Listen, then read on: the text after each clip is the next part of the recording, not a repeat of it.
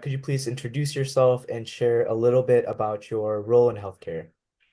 Okay, my name is Andre Ramos. Dr. Ramos, as my patients and families know me, I'm a pediatrician at Kaiser Permanente in Hayward, California. Speaking of that, what inspired you to specialize in pediatrics, and what do you find most rewarding about like working in that age group?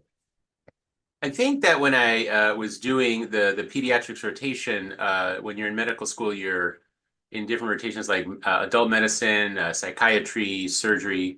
I liked the sort of variety from having an infant just born to an adolescent with all of those challenges. And there's a whole family dynamic. You're kind of Yeah, alongside the family the whole time.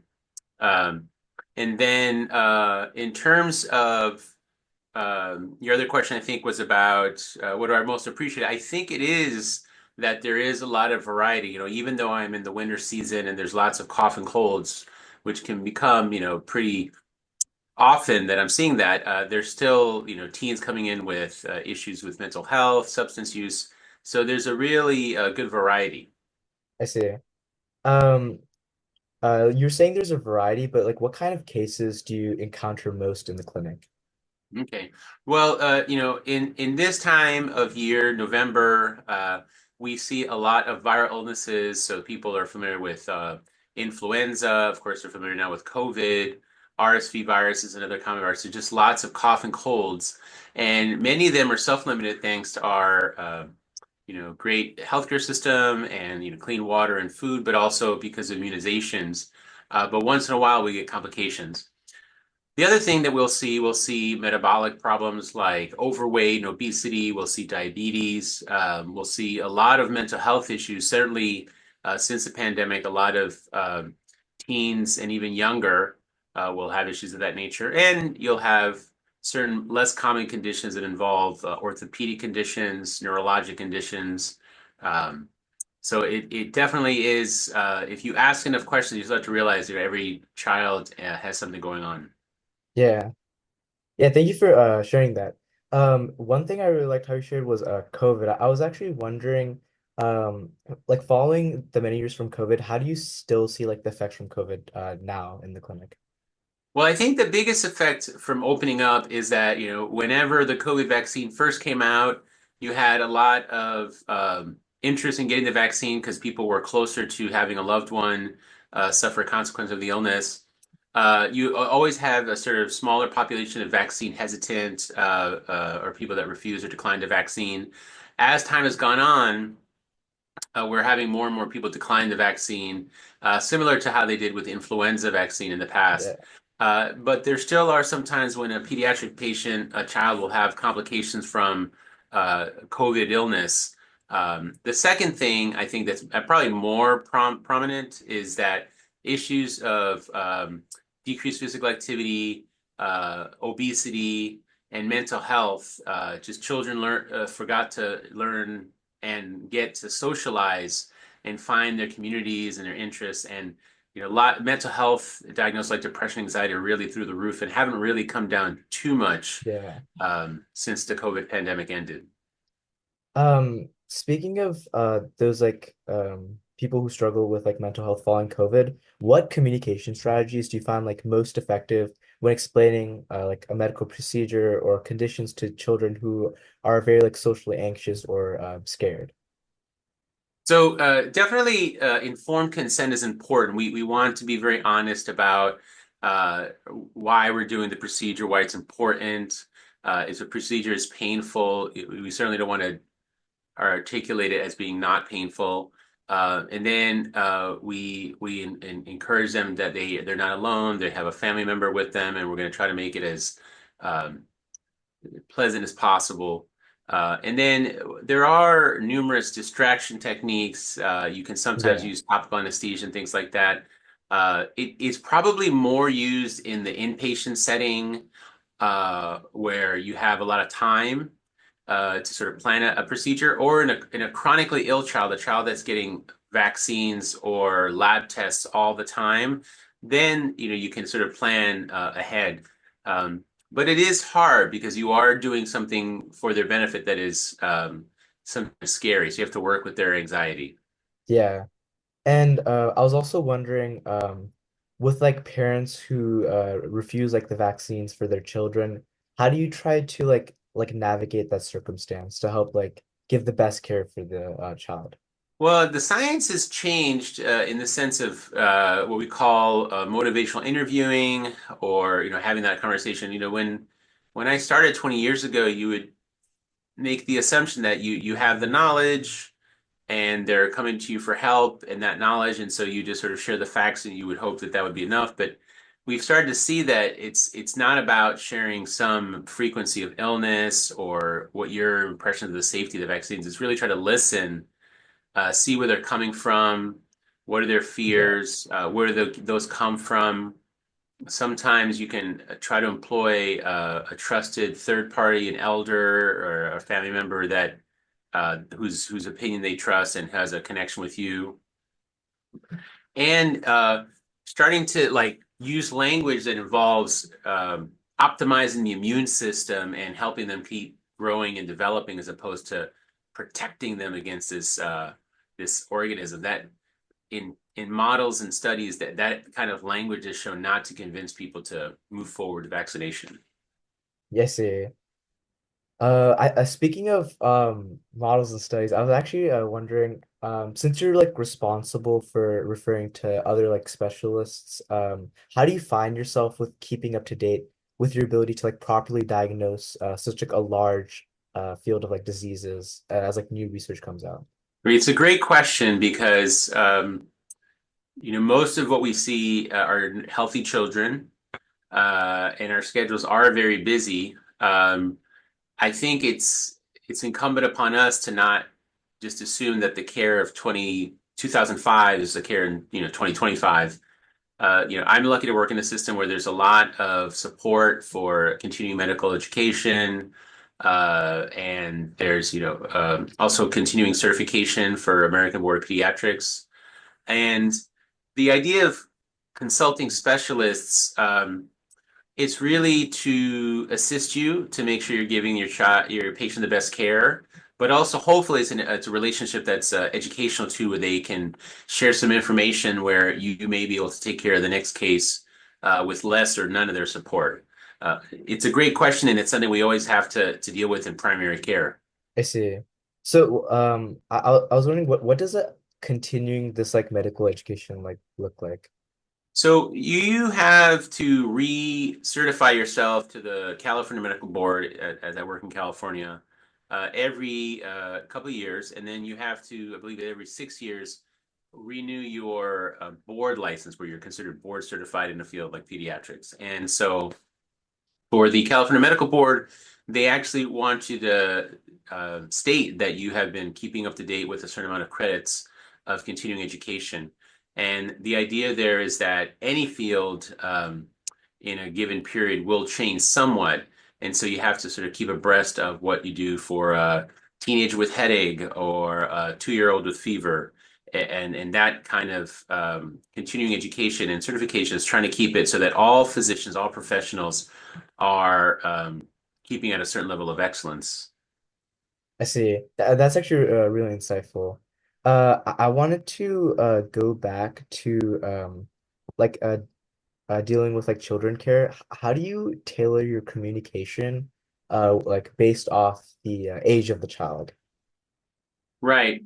Well, a child that's 3 and 4 is very communicative, and they also will respond better if they're included as part of the conversation, not necessarily to make decisions, but you can ask them questions about how they're doing today and where a certain body part hurts and things like that. They'd also be more cooperative with the physical examination, which is really key to sort of supplement what history you've taken about their illness. Certainly, as the child gets to 13 to 18, you want to actually have them strive to be able to articulate their own symptoms and what medication they're taking, because at age 18, as an adult, they would be expected to go into the physician's office and describe what's going on. Uh, they also will be more engaged in the conversation if you're talking to them and the parent, as opposed to the parent and the child just happens to be there. Um, Yeah. So, there's developmental concerns.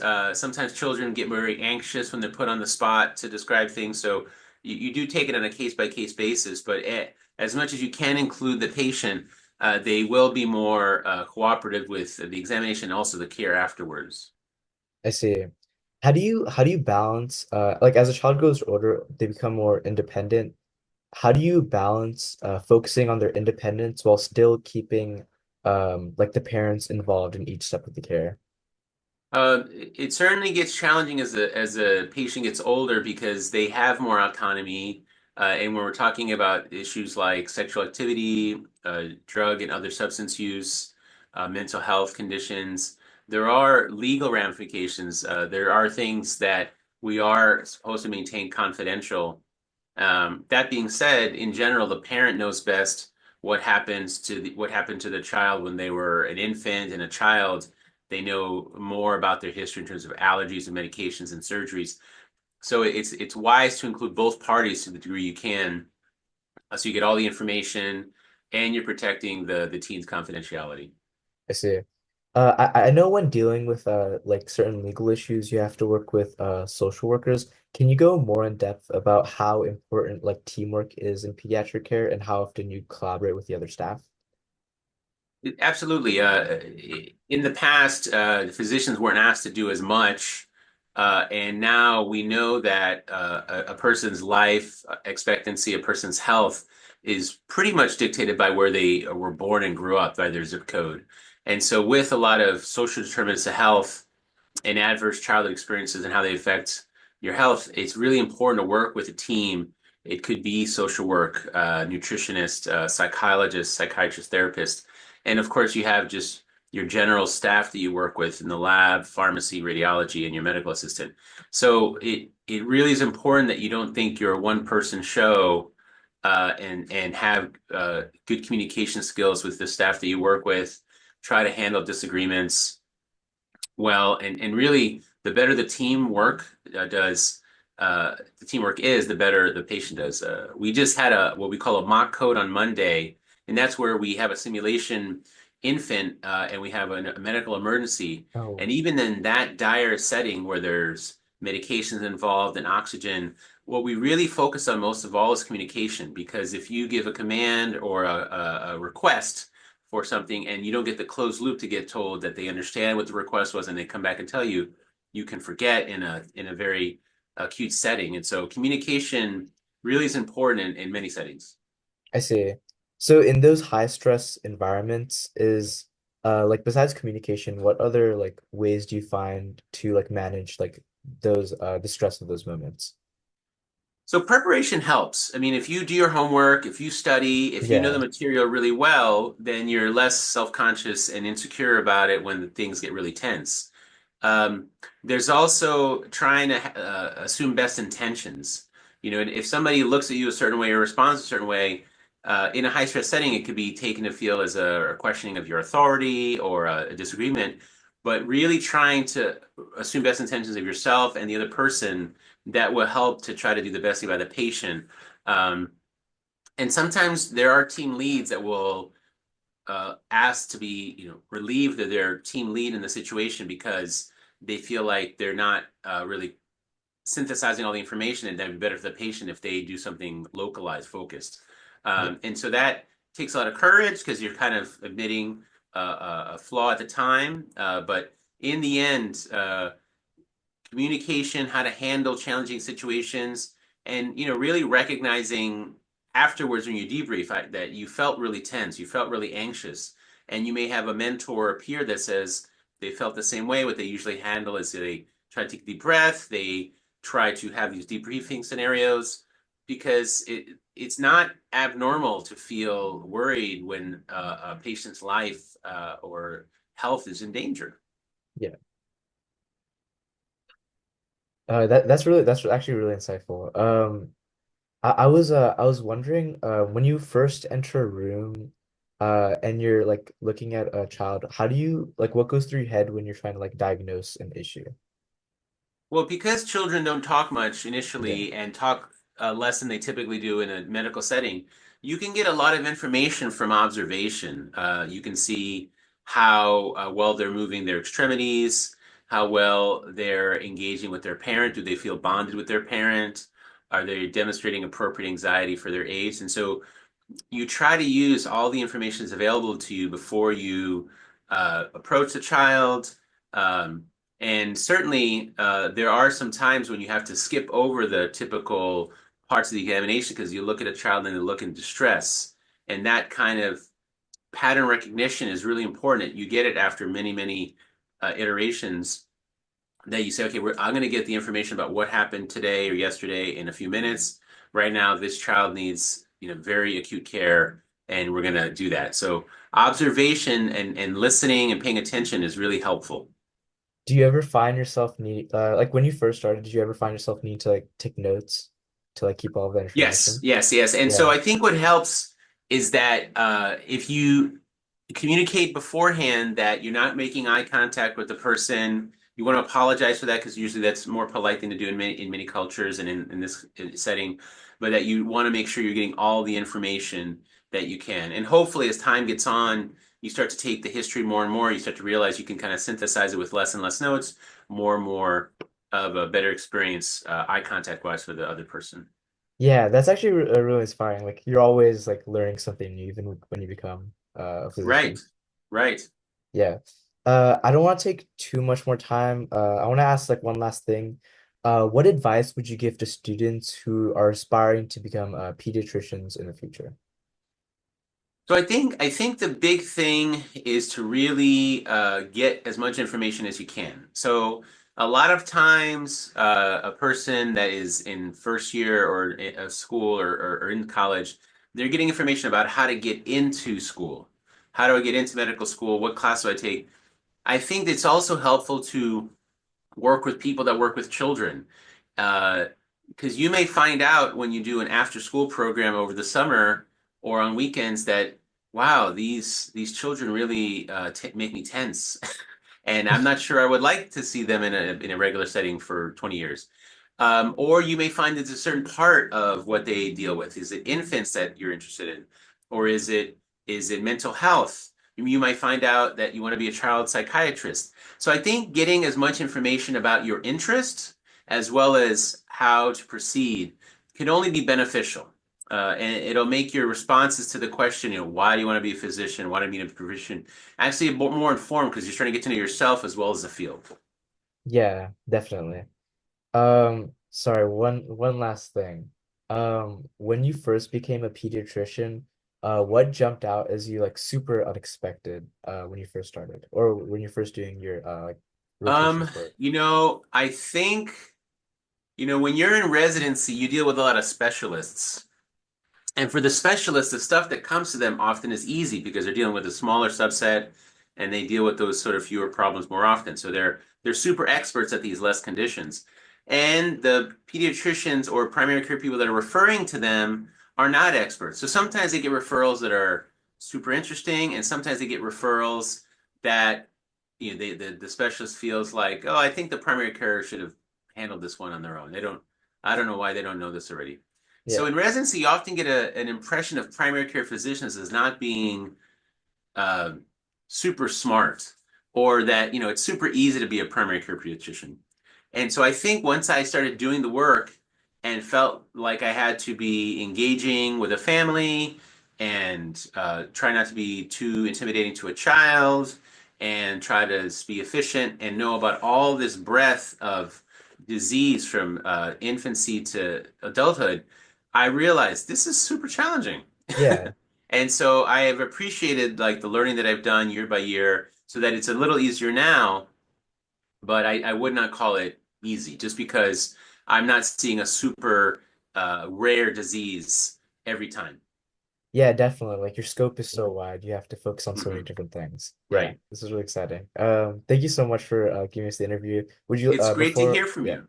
Yeah, It's it's been great to great hear to from you hear from you, and too. I keep sending me updates. I'm glad you have my email, and Yeah. and have a good rest of your semester and a good holiday. Yeah, you too. Thank you so much. All right, take care. Bye Yeah, bye. you too. Bye.